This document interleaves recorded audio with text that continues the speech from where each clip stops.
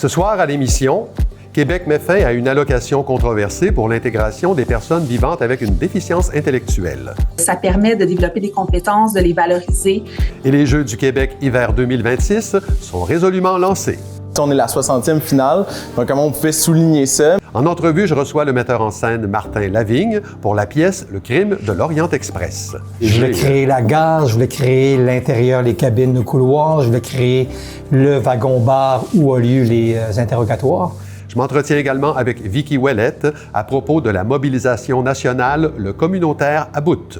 On se retrouve avec des travailleurs et des travailleuses qui sont pratiquement sous le seuil de la pauvreté. Enfin, Caroline Dionne nous parle de la vétusté des bâtiments hospitaliers. Alors, quand on parle de mauvais ou très mauvais bâtiments, c'est la cote D et la cote E. Bienvenue à Accès local.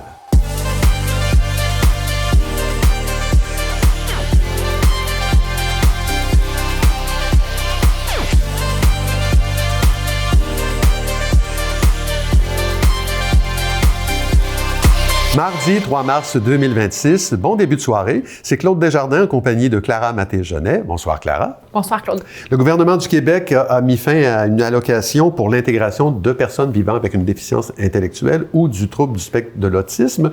Les réactions du milieu sont nuancées. Expliquez-nous de quoi il s'agit. Oui, alors j'en ai parlé avec Caroline Denis, qui est directrice générale du regroupement pour la concertation des personnes handicapées des Laurentides. Alors, on a pu discuter des effets de cette décision sur notre région. Elle m'expliquait que présentement, il y a deux options pour les personnes vivant avec une déficience intellectuelle qui veulent toucher au milieu du travail. Alors, ceux et celles qui sont aptes à intégrer ce marché ont accès à des aides de maintien en emploi avec un programme du ministère de l'Emploi. Pour les personnes plus éloignées du monde du travail, donc qui ont peut-être des limitations plus sévères, le ministère de la Santé et des Services sociaux finance des activités socio-professionnelles, que ce soit au sein d'organismes ou dans les services publics. Ça prend la forme d'ateliers, de stages, de plateaux de travail. On peut écouter à ce sujet Mme Denis. Il y a plusieurs ateliers qui sont offerts pour développer des compétences, que ce soit manuelles, socialisées avec des personnes. Il y a des plateaux de travail aussi qui sont supervisés, donc où des personnes peuvent vraiment compléter des tâches simples et concrètes. Donc, ça permet de développer des compétences, de les valoriser, une autonomisation, une normalisation également. Et c'est ce volet qui a perdu son allocation, c'est ça? Oui, tout à fait. Donc, en plus d'être dédommagés pour les frais de transport, les participants de certaines régions du Québec recevaient en plus quelques dollars pour leur participation au plateau de travail. C'est cette allocation qui a été coupée. Donc, les réactions du milieu sont partagées. Du côté du RCPHL, on voit ces décisions comme un pas dans la bonne direction. Donc, même si ça peut représenter une perte de revenus pour les participants, avec l'argent économisé, soit 3 millions de dollars environ, le gouvernement s'est engagé à mieux investir dans les activités socio-professionnelles. En ce moment, 900 personnes au Québec sont en attente de ces services et 100 personnes dans les Laurentides le sont également. Donc, ce sont des personnes isolées, selon Mme Denis. Oui, et il faut dire que cette allocation-là est un peu controversée.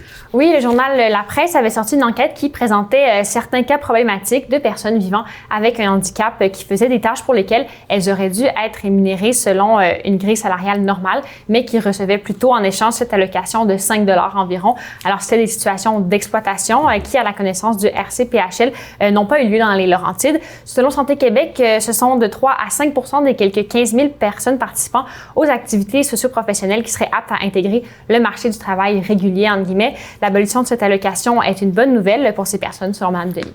Ça va davantage encadrer les entreprises privées, par exemple, pour ne pas qu'il y ait de stages de longue durée où une personne en situation de handicap accomplit sensiblement les mêmes tâches qu'une autre personne qui n'est pas handicapée et qui reçoit cette allocation-là au lieu d'un salaire régulier. On va s'assurer de les accompagner vraiment vers le milieu de l'emploi régulier pour avoir un salaire juste et équitable.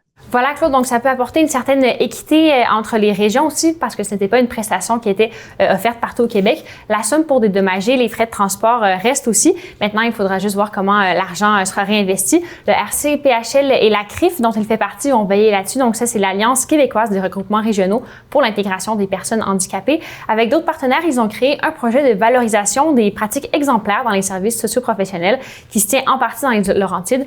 On peut écouter à ce sujet Mme Denis. Ils veulent aller mettre en lumière tout ce qui est bien fait dans ce domaine et en faire un peu des bonnes pratiques à partager pour que les activités soient mieux encadrées. Et Clara, il y a une autre allocation qui vient d'être supprimée qui concerne une aide pour les enfants handicapés demandeurs d'asile.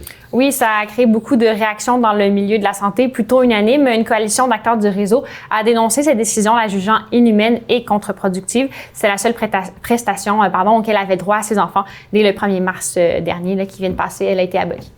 Merci Clara. On se revoit plus tard dans l'émission. Il sera question des Jeux du Québec. À plus tard, Claude. Daniel Lasselle, 67 ans, a été retrouvé sans vie dans son appartement de Saint-Jérôme le vendredi 27 février en fin d'après-midi.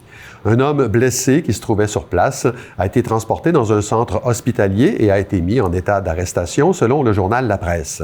L'homme avait plaidé coupable en 2024 à des accusations de voies de fait, de menaces et de vol dans un contexte de violence conjugale avec une autre conjointe. Il s'agirait du 7e féminicide depuis le début de l'année 2026. L'Association québécoise de récupération des contenants de boissons Consigne Action annonce l'ouverture d'un nouveau lieu de retour au 175 25e Avenue à Saint-Eustache dans le cadre de la modernisation et de l'élargissement du système de consigne. Ce lieu de retour est doté de nouveaux équipements permettant la récupération de façon rapide et efficace de plus grandes quantités de contenants de boissons consignés. Vendu à plus de 2 milliards d'exemplaires, Le Crime de l'Orient Express est sans contredit le roman le plus célèbre de la reine du polar, Agatha Christie.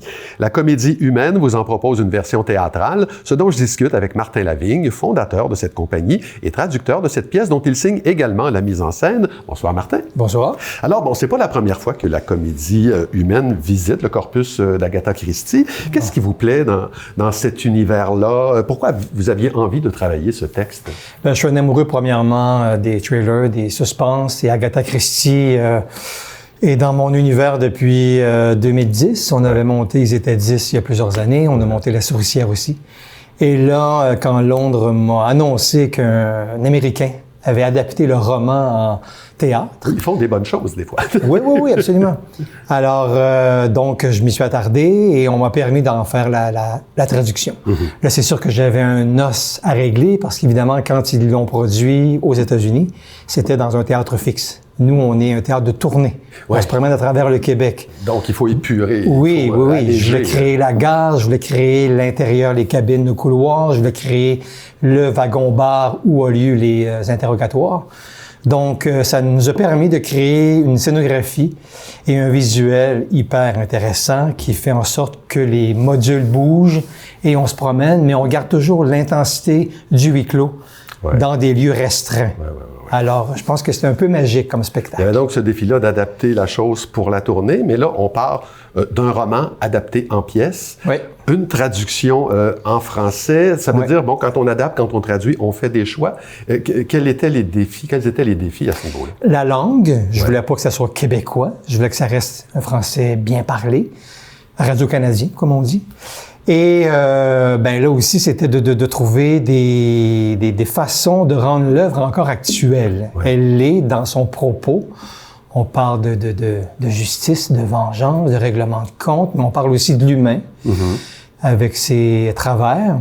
Donc, je voulais aussi qu'on rende le spectacle intemporel. Oui, le roman est daté de 1934. Je voulais pas qu'on dise « Ah, c'est une vieille chose ». Alors, je l'ai rendu intemporel. De quelle façon? Dans le choix des mots, dans le choix de certains aspects politiques. Alors, c'est sûr qu'en voyant un spectacle, on fait référence à Poutine, on fait référence à la Serbie qui existe encore. Il y a eu des mouvements géographiquement parlant. Donc, j'ai ramené ça d'une façon que, en tant que spectateur, tu te dis « Ah, c'est pas quelque chose de si loin de moi. Et on revient au cœur, qui est Hercule Poirot, qui est là, qui n'est pas le Hercule Poirot qu'on connaît de la télévision. C'est un Hercule Poirot plus sexy, plus moderne, plus introverti et qui a eu une présence. C'est Louis-Olivier Moffett qui le joue. C'est le rôle qu'il rêvait de jouer, que je ne savais pas. Ça. Et quand on reçoit un rôle comme un cadeau de Noël avec des rubans scintillants, c'est un peu comme ça qu'il dit. Lui, est-ce que ça ajoute une couleur, une petite lumière supplémentaire au jeu du comédien. Absolument. Et c'est sûr qu'en tant que metteur en scène, d'avoir un acteur qui est d'une passion gigantesque pour ce rôle-là, de le diriger et d'aller plus loin à chaque fois. Et même maintenant, on est en représentation. Ils ont fait plus de 60 spectacles jusqu'à maintenant.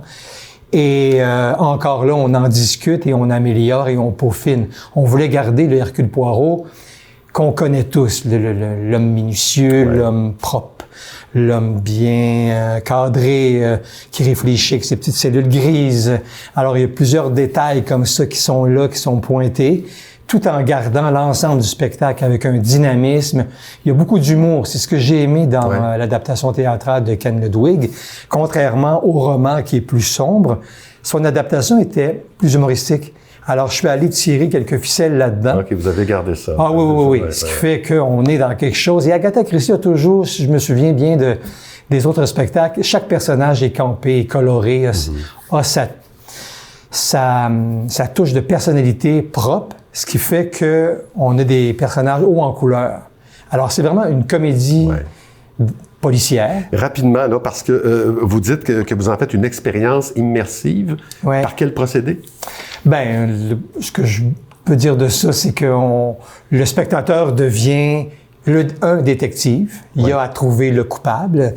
Donc, j'ai vraiment tissé avec les vrais indices, les faux indices qu'Agatha Christie insère toujours dans ses textes. Alors, je donne un rôle au spectateur.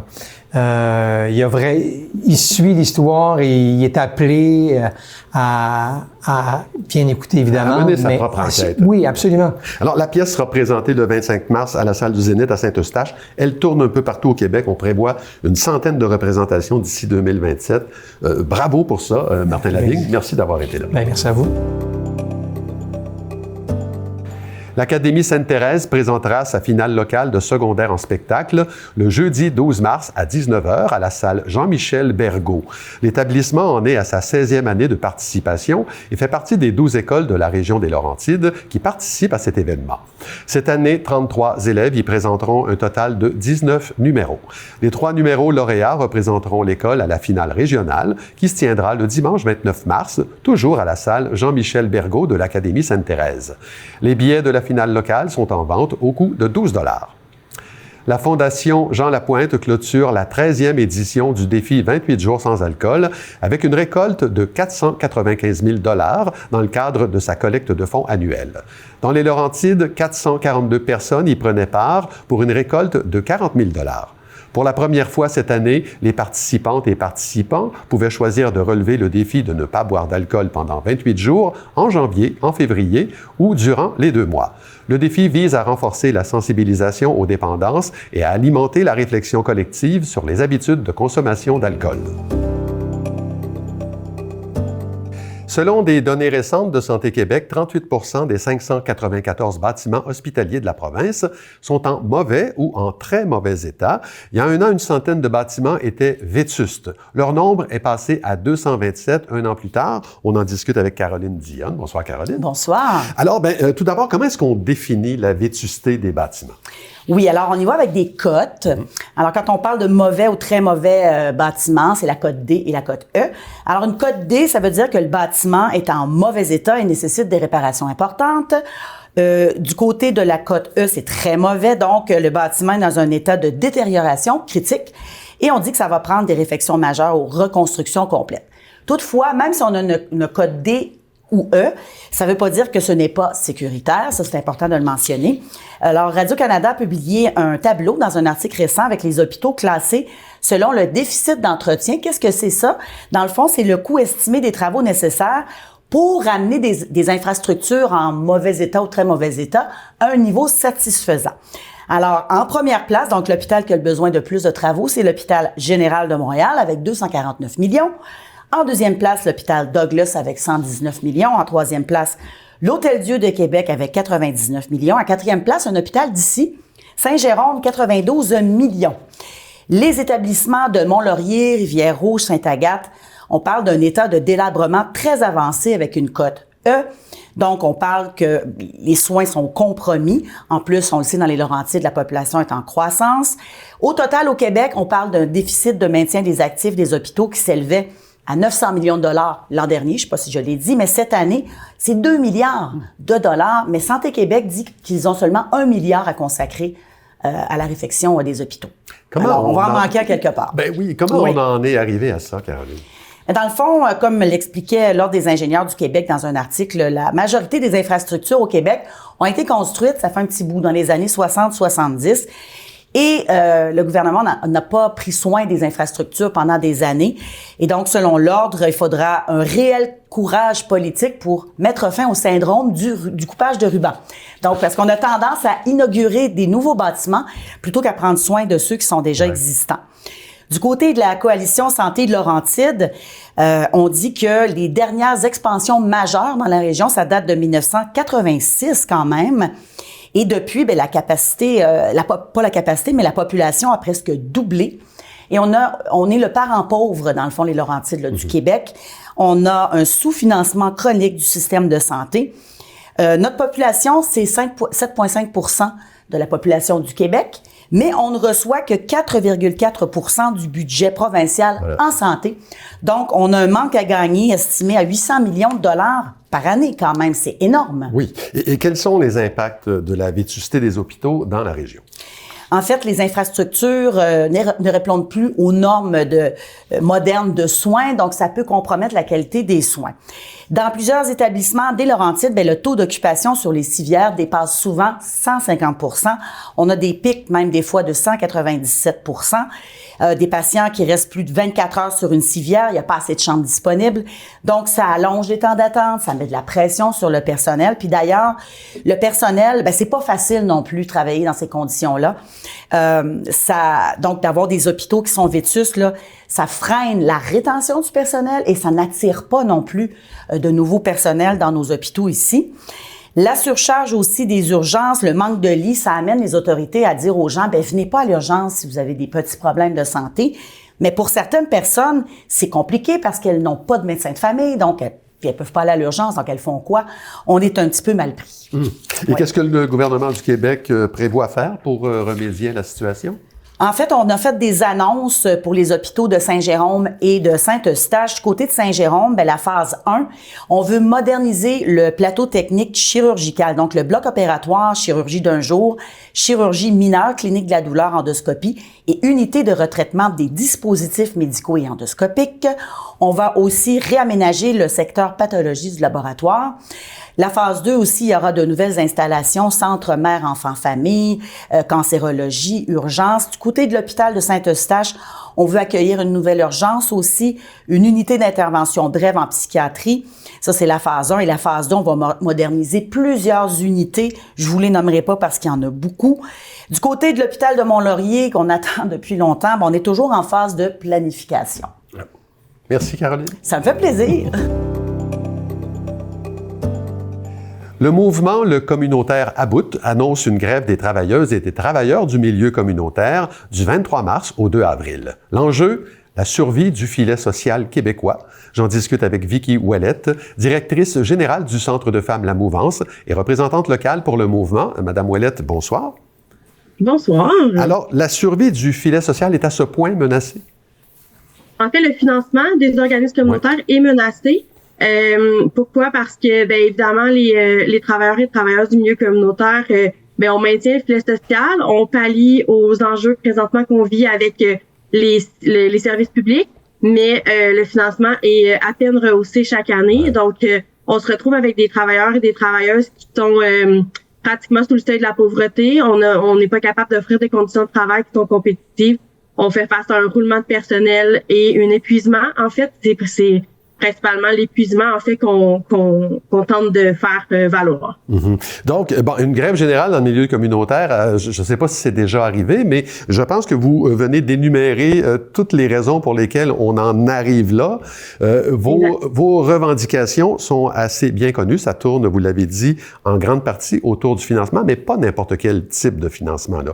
Vous parlez de financement à la mission. Alors, expliquez-nous comment ça pourrait régler ça une bonne partie du problème. En fait, le financement à la mission, ce qui qui est l'avantage, c'est que nous, on est des groupes autonomes, dans le fond. Donc, on est des groupes communautaires autonomes. Donc, c'est les groupes qui sont responsables de répondre à leur mission avec le financement qu'ils reçoivent. Actuellement, on fait face à une hausse du financement par projet. Ce que ça veut dire, c'est qu'à chaque fois, on doit répondre à des demandes de financement, à des rééditions de comptes. Donc, ça demande une charge administrative qui est très, très importante. Et également, au fait que le financement n'est pas accordé des fois pour 1 an, des fois pour 2 ans, des fois pour 3 ans. Donc, on n'est pas capable de solidifier des emplois avec ça parce qu'on n'est jamais certain de avoir ce financement-là. Donc, l'objectif, c'est vraiment que le gouvernement injecte de l'argent à la mission pour que les organismes puissent répondre aux besoins de la communauté avec ce financement-là. Quelque chose qui serait récurrent, là. Autre revendication, celle des conditions de travail. Ça ressemble à quoi, les conditions de travail dans le milieu communautaire en ce moment? Mais en fait, les conditions de travail actuelles sont, comme je vous disais tantôt, c'est plusieurs travailleurs sont sous le seuil de la pauvreté ou très, très près du seuil de la pauvreté. On fait face à beaucoup de travailleurs qui ont 2 emplois pour arriver à joindre les 2 bouts.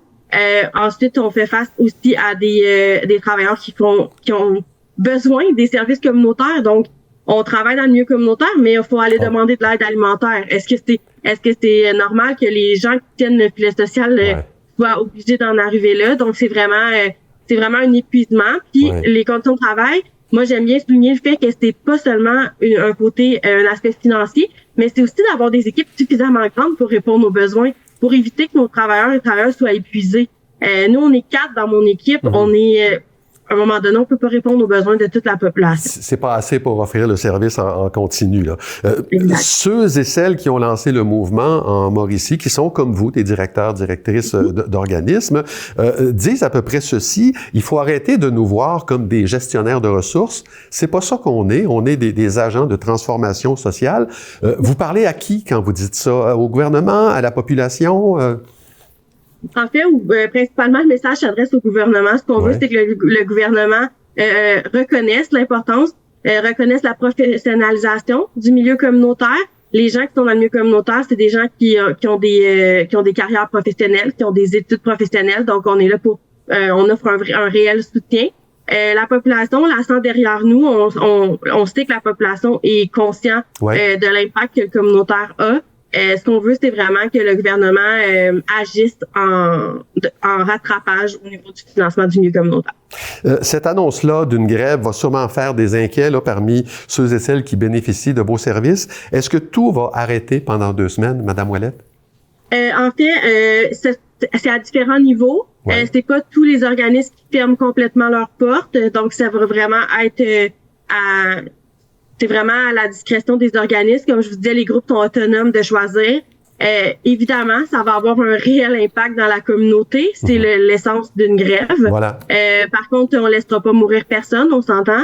Mais oui, il va y avoir des impacts. Une grève, ça se prépare. Donc, nous, c'est là-dessus qu'on travaille avec notre clientèle, de préparer, de s'assurer que elles ont accès au système public. Donc, nous, ce qu'on va faire, c'est on va référer les gens qui viennent chez nous vers les bonnes ressources du système public pendant ces 2 semaines-là. Mais oui, ça aura évidemment un réel impact. On en est rendu là. Il y aura des actions de visibilité. Et en terminant, je précise que le point culminant là, de cette mobilisation sera une manifestation devant l'Assemblée nationale le 2 avril. Vicki Ouellette, merci beaucoup de nous avoir consacré ces quelques minutes. Merci à vous. Bonne fin de soirée. Bonne fin de soirée.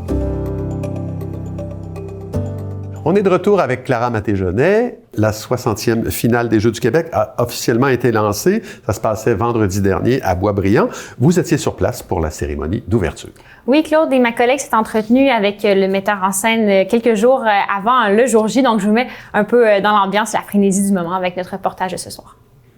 Pour la cérémonie, à la base, l'idée, c'était vraiment de faire quelque chose de rassembleur. On voulait y aller avec des thématiques un peu dans l'héritage. Tu sais, on est la 60e finale, donc comment on pouvait souligner ça, mais toujours en regardant vers le futur.